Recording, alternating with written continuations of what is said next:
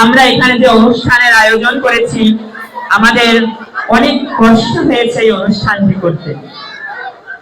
আমরা ভেবেছি অনেক ভক্তের সমাগম হবে, আমরা সেইভাবে বাজার করেছি, আমরা সেইভাবে নিমন্ত্রণ করেছি।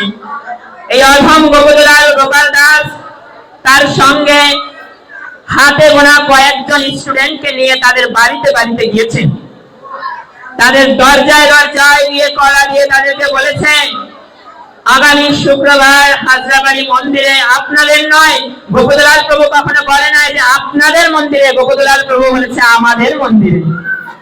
আমাদের মন্দিরে আমি প্রত্যেকটা গ্রামে গিয়ে প্রত্যেকে ভক্তের বাড়ি গিয়ে বলেছি, আমাদের হাজরাবাড়ি বটতলা মন্দিরে গীতা প্রতিযোগিতা, ভাগবত পাঠ, বৈদিক সাংস্কৃতিক অনুষ্ঠান, আপনাদের সবাইকে নিমন্ত্রণ।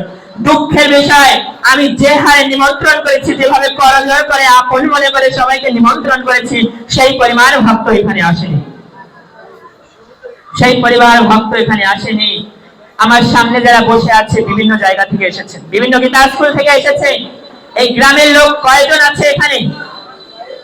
আর এই গীতা স্কুলের ছাত্রছাত্রী কয়জন আছে? ধিক্কার জানাই তাদেরকে যারা গীতা স্কুলে ভর্তি হয়েছে আর একটা গীতা নিয়ে চলে গেছে, গীতা স্কুলের নাম লিখিয়ে চলে গেছে।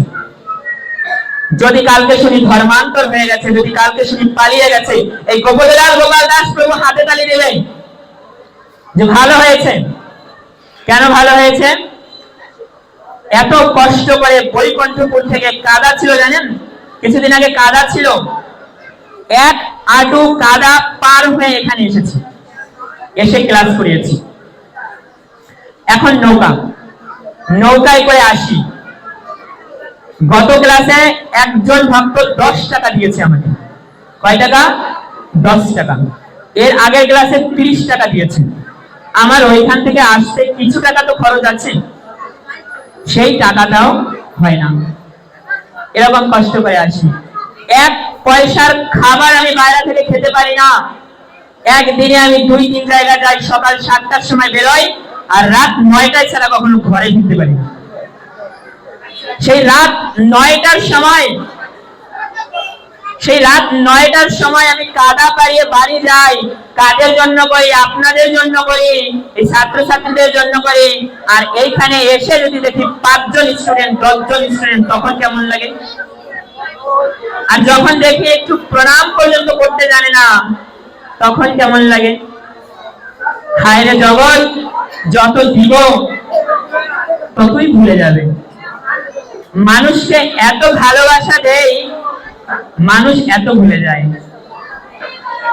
কত ভালোবাসি, কত ছাত্রছাত্রীদেরকে গুরুত্ব দেই, তারা